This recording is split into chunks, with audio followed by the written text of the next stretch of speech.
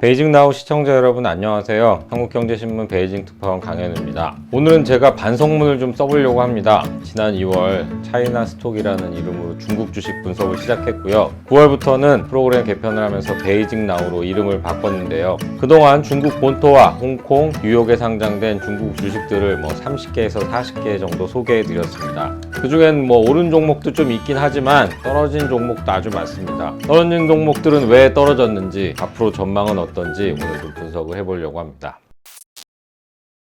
네, 저는 중국 주식을 분석하고 소개하는 일을 하고 있으니까 이제 제가 더 관심을 갖자는 차원에서 종목 몇 개에 투자를 하고 있습니다. 제 중국 주식 포트폴리오에서 비중이 가장 큰 건 텐센트입니다. 실제로 중국에서 생활을 해보면 텐센트와 알리바바로 대표되는 빅테크들의 영향력이 엄청나다는 걸 느낄 수 있습니다. 작년에 엔트그룹 상장이 전격 중단되면서 알리바바보다는 텐센트가 낫겠다 싶어서 텐센트에 투자를 했는데요. 지금 제 텐센트 수익률이 마이너스 40%입니다. 제 주식 투자 경력에서 적어도 세 손가락 안에 드는 실패 사례고요. 도대체 언제 팔아야 될지 아직도 잘 모르겠습니다. 베이징 나우에서 지난 여름 정도까지 한 두세 차례에 걸쳐서 해외 펀드들이 중국의 빅테크를 사고 있다, 저점을 찍은 걸로 보고 있다, 이렇게 판단하고 있다는 얘기를 전달을 해드렸었는데요. 앞으로 이런 기대는 상당 기간 안 하는 게 좋겠다는 생각이 지금 드는 생각입니다. 외국 펀드들이 이렇게 저점 얘기를 하게 된 밑바닥에는 중국의 공산당과 정부가 경제를 버리지 않을 거란 분석이 깔려 있습니다. 민간 기업들이 위축되면 경기도 영향을 받으니까요. 하지만 중국은 경제를 버린 것 같습니다. 물론 다 버렸다고 하긴 그렇고, 빅테크가 창출하는 인터넷 기반 경제는 이제 당분간 성장하기가 어려울 것 같습니다. 다음에 경제정책 기조를 결정하는 공산당 중앙경제공작회의가 매년 12월 열리는데요. 여기서 공정경쟁 정책을 심도 있게 추진해 반독점 및 반부당경쟁 기조를 강화한다고 선언을 했습니다. 적어도 내년 1년 동안은 빅테크 조이기를 지속하겠다는 얘기겠죠. 빅테크 대표주인 알리바바와 텐센트 주가를 보면 올해 초와 상반기 말, 그러니까 6월 말 주가는 비슷했습니다. 중간에 급락도 했다가 또 바닥론이 나오면서 뛰기도 했는데요. 그러다가 하반기 들어서는 텐센트가 20% 넘게 빠졌고요. 알리바바는 반토막이 났습니다. 이제는 바닥론도 찾아보기 어려운 상황이고요. 글로벌 투자자들도 외면하는 분위기입니다. 올해 중국 기업 중에서 가장 기사가 많이 나온 기업이라면 두 개를 꼽을 수 있겠습니다. 디디추싱과 헝다죠. 투자자들에게 더 큰 충격을 준 건 디디추싱일 듯 합니다. 헝다는 지난해부터 유동성 위기설이 꾸준히 나왔으니까요.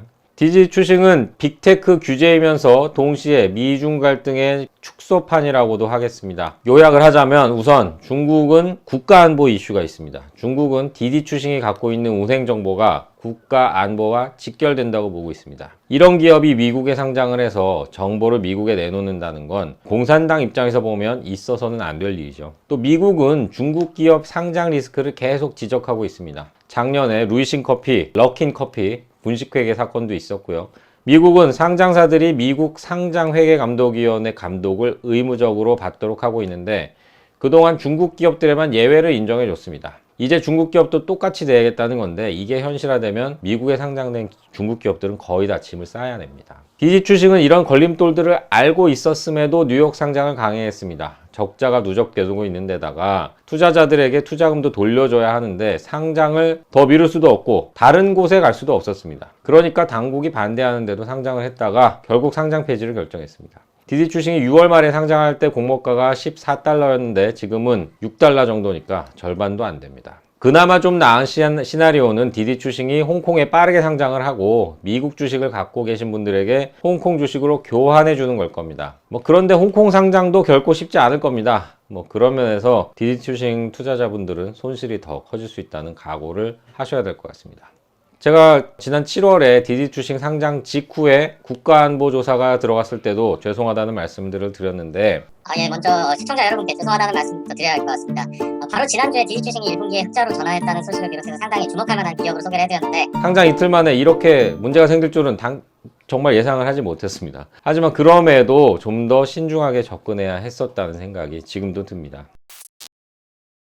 제가 또 잘못 본 종목들이 음식료주들입니다. 지난 5월에 중국 최대 허거 체인인 하이디라오하고 중국 최대 패스트푸드인 KFC를 운영하고 있는 얌차이나를 비교했었는데, 하이디라오는 비교 당시 주가가 50 홍콩달러 정도 했던데 지금은 20 홍콩달러도 안 됩니다. 주가가 빠지는 건 역시 실적이 안 좋기 때문이고요. 실적이 부진한 이유는 외부 환경이 받쳐주지 않는데 계속 확장을 했다는 점, 그리고 가격을 계속 동결하고 있다는 점을 들 수 있습니다. 먼저 가격 측면에서 보면 이 회사 주주들이 회사에 줄기차게 요구하는 게 가격 인상인데요. 회사는 인상 없다 방침을 고집스럽게 유지하고 있습니다.